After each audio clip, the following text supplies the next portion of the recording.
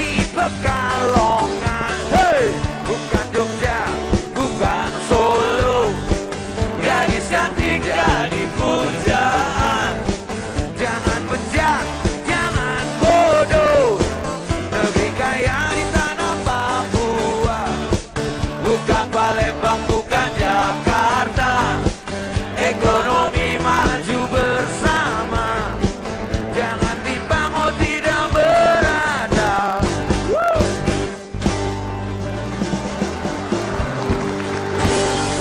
Masih di Indonesia Baru. Gak ada matinya. Nah, sekarang kita tanya sama Sleng nih. Pak Ahok ini masuk daftar revolusi cinta nggak? Sleng kan pada tahu nggak kalau Sleng punya revolusi cinta? Belum. Belum. Oh, Mas Bimbing bisa ceritain kalau gitu. Revolusi cinta ya, kita lagi ngelis tokoh-tokoh nasional Pak Ahok. Rencananya kita nyari 1.000 orang. Tapi sampai hari ini baru 30-an ya.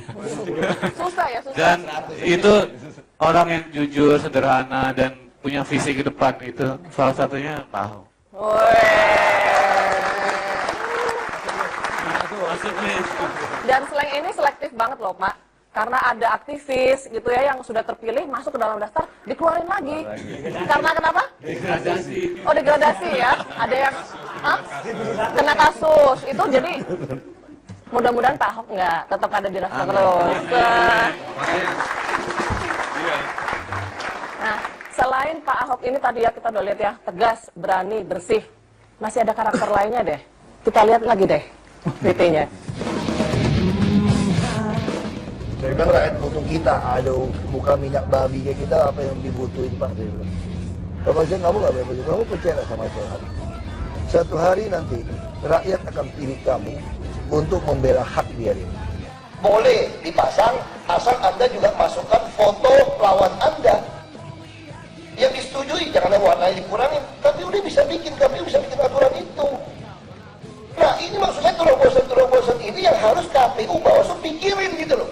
Ya cuma ngabisin 1 triliun nggak ngaruhan. Saya minta setiap sel yang dibuat dari kaum buruh bertanggung jawab dulu sama kami, baru kita bisa ngomong. Iya. Saya kayak hampir semua Jadi itu ya. liputan-liputannya. Kelihatan ya. Legendaris. YouTuber. Kelihatan banget tadi ya. Hitungannya detail banget gitu. Ini dari dulu Pak, karena Bapak pernah jadi pengusaha atau karena dari sononya gitu?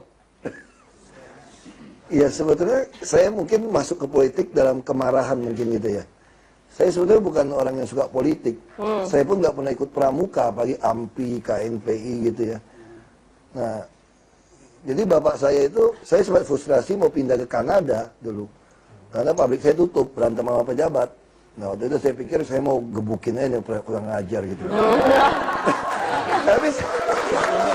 Habis dia pikir gini kan, dia pikir kamu bangun pabrik $1 juta, nasib pabrik kamu pasti tangan saya gitu kan. Dia bilang saya bisa tutup atau tidak pabrikmu. Saya bilang enak aja pabrik saya tutup itu urusan saya kan. Maksudnya saya mau gebukin aja terus ditangkap nggak jadi, nggak dapat kan. Nggak dapat terus pabrik kan tutup. Waktu pulang saya permisi bapak saya, Pak kayaknya nggak cocok nih di Indonesia gitu loh. Saya di tahun kerja di Kanada, ya udahlah saya pergi ke Kanada deh tahun 95 itu. Ya bapak saya bilang jangan, rakyat butuh kamu di sini. Kayak saya bilang tadi, butuh apa Pak? Bukan minyak babi kayak kita gitu kan. Ya, bapak saya marah, udah marah ya singkatnya ya. Waktu bapak saya meninggal tahun 97, nah saya udah mulai ketemu, saya punya kesulitan sekarang. Hampir semua orang datang ke rumah, seperti zaman bapak saya itu, karena sakit, nggak mampu berobat, di ICU, sekolah nggak bisa, kuliah setengah mati kirim duit, rumah mau roboh. Nah saya nggak bisa bantu. Makanya bapak saya bilang, dulu kan saya sombong lah, dulu kita pabrik bisa untung 1 miliar lebih, kita pikir saya bantu aja orang miskin. Bapak saya bilang 1 miliar kalau kamu bagi orang miskin, 500.000 saja cuma dapat 2.000 orang. Tapi kalau kamu jadi pejabat, kamu bisa membuat semua orang punya penghasilan 500.000. Nah waktu bapak saya meninggal, 2003 pabrik tutup, saya nggak bisa nolong orang. Dan bapak saya bilang orang miskin nggak bisa lawan orang kaya kan, orang kaya nggak bisa nendang pejabat, makanya lu bangkrut tuh katanya. Makanya Pak Ahok jadi pejabat sekarang. Ya saya pikir kalau gitu udah, daripada saya nolong nggak bisa, lawan nggak bisa, ya saya ngebiayain orang juga berubah juga, saya masuk aja ke gelanggang tandingnya gitu loh. Ya udah, akhirnya ya kecemplung sampai hari ini deh, kisahnya itu. Tapi Pak Ahok ya. Kalau kan kita bikin terobosan buat rakyat juga nih sebentar ini. Jadi kira-kira seberapa efektif lelang jabatan yang pernah dibikin itu? Lelang jabatan lumayan, karena kita pilih yang terjelek dari yang jelek masalahnya kan. Nah, kalau kita lihat nih lelang jabatan kelurahan camat, dulu dites hanya 20% yang baik. Nah, saya ada lelang, ya 80% kan nggak mungkin kita buang juga kan. Nah, akhirnya sekarang kalau kita survei di kelurahan kecamatan, orang yang tidak puas itu sudah di bawah 20%. Artinya lumayan. Padahal kalau teorinya itu, kalau satu peti ada satu apel busuk, yang lain segar, yang lain ikut busuk tuh. Nah, logika kalau 20% yang baik, pasti 80% akan bagus. Ternyata ini enggak. Kenapa? Ini teorinya gini, kalau kepalanya lurus, bawahnya nggak berani nggak lurus. Karena semua orang bisa lapor kepada kita. Nah, ini lelang ini lumayan. Yang gagal tuh lelang kepala sekolah kemarin. Dia patungan nyontek soal, kurang ajar kelasnya. Makanya saya bilang, Itu ditiru murid-muridnya ya berarti ya. makanya saya bilang, ini nggak bisa diberesin, kita beresin kan? Ya kalau gitu kepala dinas semua kita sembelih aja, ganti aja deh. Pak Ahok kalau tadi Baru kucing berdiri. murid itu berlari. Nah, Pak Ahok itu kan lurah ya yang udah dilelang. RT RW mau dilelang nggak Pak? Nggak bisa, karena kita RT RW itu putusan di masyarakat. Nah, sekarang kesulitan kita yang terjadi itu apa? Umumnya masyarakat itu tidak peduli untuk pemilihan RT RW. Padahal kalau kita ngomong jujur, dalam sistem demokrasi ini kalau kalian yang baik-baik nggak mau masuk, yang nggak baik yang berkuasa. Nah, ditambah lagi ada oknum RW yang memang preman kan. Tanah-tanah negara, apa jalur hijau, dipantek-pantek jadi kios, parkir liar, dapat duit dia.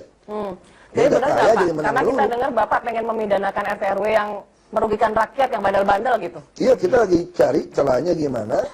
Kita sampai lagi kerjasama dengan Dirjen Pajak, jadi kita mau kayak film Al Capone. Kita kejar pajaknya. Oh, jadi yang dikejar pajaknya ya Pak ya? Ini korban film, ini korban film ya. Mulai dari kungfu sampai Al Capone. Ini Mas Ivan. Silakan Pak. Mas Ivan silakan. Enggak. Ya, Pak Ahok ini kelihatan berani, tangguh gitu ya. Seorang pemimpin yang tangguh kan butuh rakyatnya juga tangguh. Kalau rakyatnya nggak tangguh, susah untuk maju bersama kan Pak. Pak Ahok sendiri bagaimana agar rakyat Jakarta ini bisa ikut tangguh? Jadi yang paling penting buat kita, kalau disingkat gitu ya, gimana kita membuat warga DKI otaknya penuh, perutnya penuh, dompetnya penuh. Wih, cakep tuh. Nah, kalau otaknya, ya kalau otaknya penuh, otak penuh kan macam-macam kan, termasuk seni, agama macam-macam. Kalau perut penuh berarti kan sehat, bisa makan banyak. Kalau dompet penuh daya beli. Nah, ini yang harus kita ciptakan. Kalau itu sudah terjadi, kita ingin membuat orang tidak perlu peduli kami, tidak perlu ngemis sama kami pun Anda dapatkan hak Anda. Harusnya pun kalau Anda tidak suka sama saya pun Anda berhak mendapatkan hak Anda. Soal Anda suka nggak suka, orang cuma jadi presiden aja cuma 50% per satu, kok pusing amat gitu loh. Artinya apa Pak? Jangan-jangan lebih gampang ngurus Indonesia daripada Jakarta. Kan tadi Pak Ahok bilang lebih gampang ngurus Jakarta daripada Bangka Belitung. Memang. Mau memang gimana nih Pak? Memang mau naik ngurus Indonesia atau gimana? Bukan gini. Buat saya jujur aja, saya selalu mengimpikan. Katanya biar buat seleknya enak. Iya. Jadi gimana Pak Ahok? Siap nyebrang dari Merdeka Selatan ke Memang Merdeka lebih Utara? dekat dari Merdeka Selatan ke Merdeka Utara, tinggal nyebrangin Monas doang kan. Gampang ya Pak ya? Kalau dari Bangka Belitung kan berenang lewat selat. Ini nyebrangkan hiu. Kita lanjut di segmen selanjutnya. Tetap di Indonesia Baru. Good.